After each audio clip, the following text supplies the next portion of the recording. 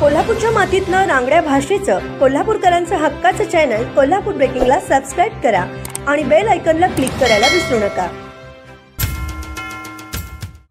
करवीर तालुक्यातील कळंबा गावाला भेडसावणारा मोठा प्रश्न म्हणजे कचऱ्याचा प्रश्न। कळंबा गावात निर्माण होणारा दररोजच्या कचऱ्याची कुठे आणि कशी विल्हेवाट लावायची हा एक मोठा प्रश्न कळंबा ग्रामपंचायतीसमोर उभा होता। त्यामुळे कळंबा गावातील कचरा ही एक मोठी समस्या बनली होती। सध्याच्या परिस्थितीत हा कचरा कळंबा तलावाशेजारी असणाऱ्या आंब्याच्या बागेमध्ये टाकला जातो। यामुळे या परिसरात मोठं प्रदूषण झाले। तसेच या ठिकाणचे पशुपक्षी देखील येथून स्थलांतरित झाले आहेत। परिसरात दुर्गंधी पसरली असून डासांचा प्रादुर्भाव वाढलाय। यामुळे साथीचे रोग पसरण्याचा धोका निर्माण झालाय। यामुळे या ठिकाणी कचरा टाकणं योग्य नाही, यावर ग्रामपंचायतीने उपाय शोधला असून कळंबा ग्रामपंचायत आणि अवनी संस्थेमध्ये एक करार झाला असून कचऱ्याचे संकलन इथून पुढे अवनी संस्था करणार आहे। ओला कचरा आणि सुका कचरा यावर अवनी संस्थेच्या वतीने प्रक्रिया करून त्याची खत निर्मिती करण्यात येणार आहे। यामुळे कचऱ्याचा प्रश्न कायमचा निकालात निघणार असल्याची माहिती ग्रामसेवक दिलीप तेलवी यांनी दिली आहे।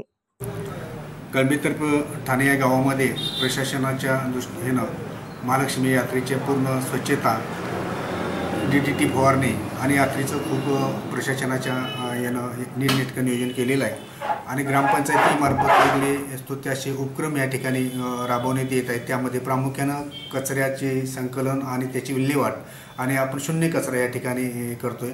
या ठिकाणी एक अवनी संस्थेच्या मार्फत आपलं थोडं ॲग्रीमेंट होऊन या ठिकाणी आपण कचऱ्याची वर्गवारी करून ओल्या कचऱ्यापासून खत निर्मिती केली जाणार आहे आणि त्यासाठी 15 वित्त आयोगातून आपण 25 लाखाचं यासाठी तरतूद केलेली आहे। या ठिकाणी आपण या पिण्याच्या पाण्याची व्यवस्था, त्यानंतर या ठिकाणी स्वच्छता ही नियमित केली जाते आणि महालक्ष्मीच्या यात्रेनं पूर्ण सगळी स्वच्छता करून ग्रामपंचायत प्रशासन त्याच्यावर यात्रेच्या ह्याच्यावर लक्ष ठेवून आहे।